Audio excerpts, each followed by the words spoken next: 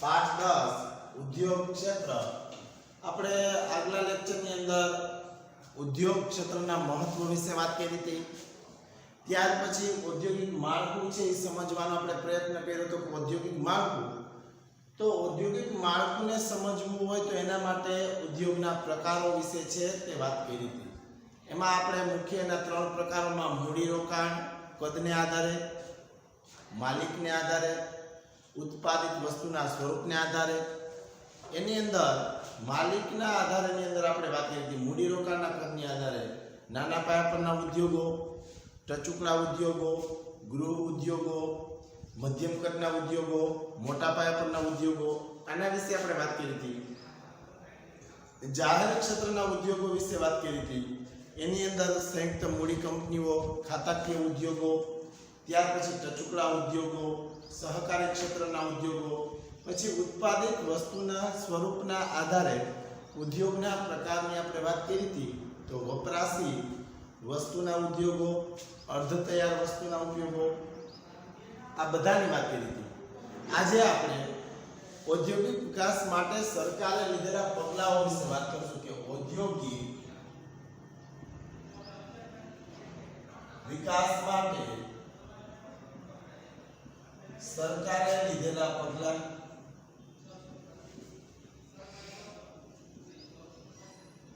એમાં સૌપ્રથમ પહેલા મુદ્દાને આપણે કહીએ કે વિવિધ સંસ્થાઓ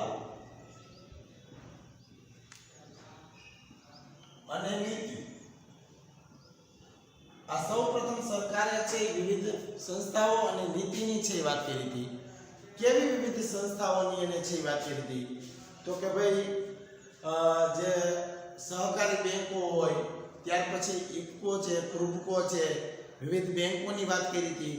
આ બધી વિવિધ સંસ્થાઓ છે. નીતિઓની અંદર જો સમય અનુસાર એમાં છે પરિવર્તન આવતું રહે છે.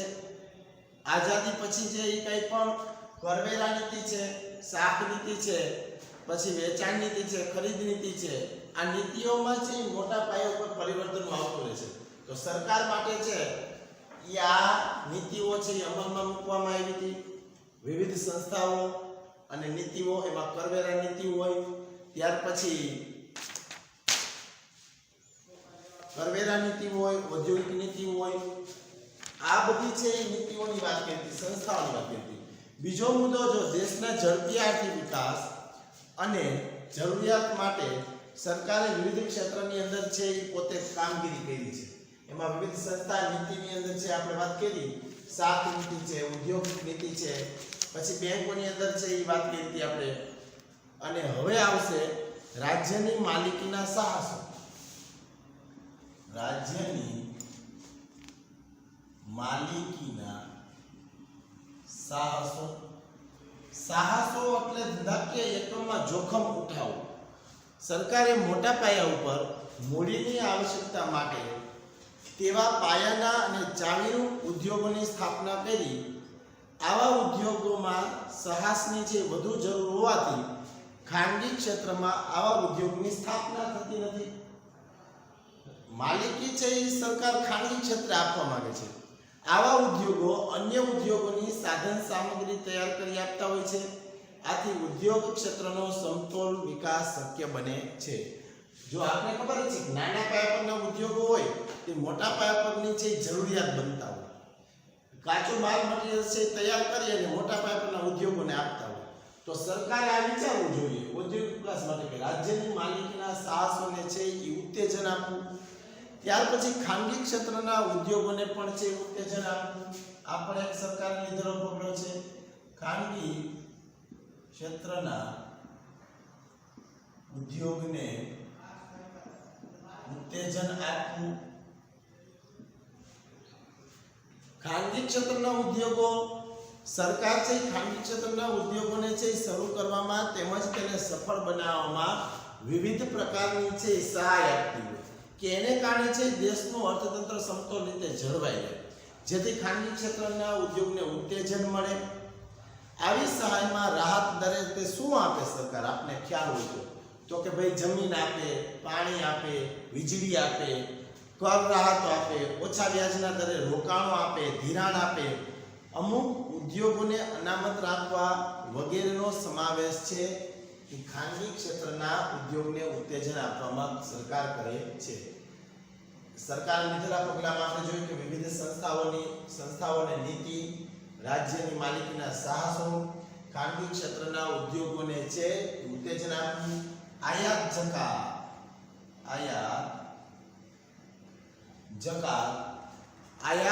જકાત છે એ કઈ રીતના સરકાર છે આની માટે પગલાં લઈ શકે છે. તો કે વિદેશમાંથી જે દેશમાં કરાતી આયાત પર જે લેવામાં આવતા કરને છે આયાત જકાત કહેવામાં આવે છે. વિદેશમાંથી આપણે કંઈ પણ વસ્તુ લેશું બીજા રાજ્યમાંથી, બીજા દેશમાંથી, તો એના ઉપર જે કર લેવામાં આવે છે અને આયાત જકાત તરીકે ઓળખવામાં આવે છે. દેવું અથવા લેવું. દેશના ઉદ્યોગો વિદેશી કંપની સાથેની હરીફાઈઓ કરે છે. તેમાં ટકી રહેવા માટે આયાત જકાતનું શસ્ત્ર છે એ આપણે ઉપયોગી બને છે. જે વિદેશી કંપનીઓ છે તેના માટે આયાત જકાતને કારણે વિદેશી ચીજવસ્તુઓ મોંઘી બનતા આપણા દેશના ઉદ્યોગો તેમની સામે હરીફાઈમાં ટકી શકે છે. એટલા માટે આયાત જકાત છે એ જરૂરી છે. આયાત જકાતથી આપણે જે વિદેશી ઊંડિયામણ છે એ પણ એની પ્રાપ્તિ થતી જોવા મળે છે. તો સરકાર છે આના માટે પણ એક પગલું લીધેલું છે, ટેકનિકલ કૌશલ્ય અને તાલીમ. આ પણ સરકારે લીધેલું પગલું છે, ટેકનિકલ કૌશલ્ય અને તાલીમ.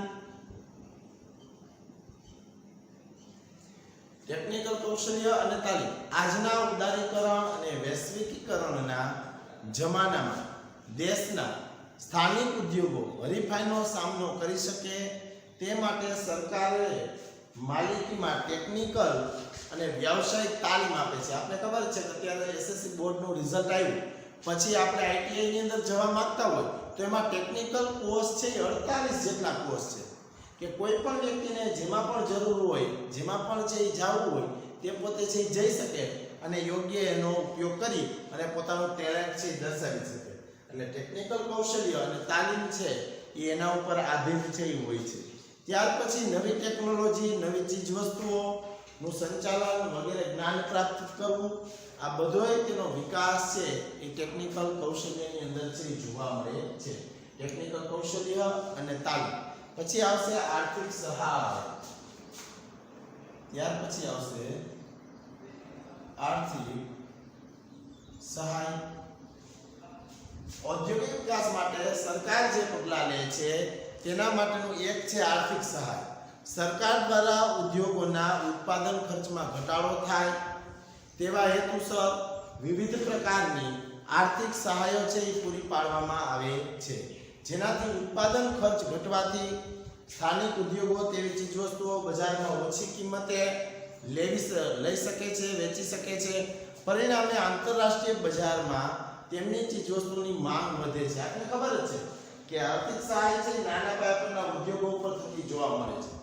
નાના પાયા પરના ઉદ્યોગો પાસે થશે એટલે વધુ લોકો ખરીદશે અને વધુ લોકો ખરીદશે તેને કારણે છે આંતરરાષ્ટ્રીય બજારમાં એની માંગ છે એ વધશે. પાયાની સુવિધા એ પણ ઔદ્યોગિક વિકાસ માટે સરકારે લીધેલું પગલું છે. પાયાની સુવિધાઓ. પાયાની સુવિધાઓ આપણે ખબર જ છે કેવા પ્રકારની છે. પાયાની સુવિધા ઉદ્યોગોના વિકાસમાં રોડ, રસ્તા, પાણી, વીજળી, બેંક, વીમો, ગટર જેવી પાયાની સુવિધા સરકાર દ્વારા પૂરી પાડવામાં આવે છે. પરિણામે ઉદ્યોગમાં નાણાં, સમય, શક્તિ આ બધાની છે બચત થાય છે. આપને ખબર જ છે કે વાહન વ્યવહાર છે તે યોગ્ય રીતનો હોય તો આપણે જે ખેડૂત ઉત્પાદન કરે છે એ ઉત્પાદિત વસ્તુને બજાર સુધી પહોંચાડી શકશે, નહીંતર પહોંચાડી શકશે નહીં. એને પાણી બરોબર મળવું જોઈએ, એને વીજળી મળવી જોઈએ. બેંક આપને ખબર છે પહેલાના લોકો છે પૈસા કે બેંકની અંદર રાખવા જતા નહીં, કોઈ મકાનની અંદર કે જમીનની અંદર છે દાટી દેતા, કારણ કે એને એટલી બધી પૈસાની છે જરૂર નથી. અત્યારે પૈસાની જરૂર છે એટલે પૈસાનું છે આપણે કહીએ કે નાણાં વગરનો નાથ થયો ને નાણે નાથા લાલ. તો માણસ બેંકનો સરસ મજાની છે સુવિધા આપી છે. આ પાયાની સુવિધાની અંદર આવે છે. ત્યાર પછી આપણે જરૂરિયાતમાં ગટર યોજનાઓને જોઈએ, ત્યાર પછી સરકારની જે કાંઈ વિવિધ યોજનાઓ છે તેના માટે જોઈએ. આ બધું કરીએ તો નાણાં, સમય, શક્તિને આપણે છે બચાવી શકીએ છીએ. એટલે ઔદ્યોગિક વિકાસ માટે સરકારે લીધેલા પગલાંની અંદર આટલા મુદ્દાને આપણે 3 ગુણમાં અથવા 2 ગુણની અંદર પૂછાય તો આપણે લખી શકીએ છીએ.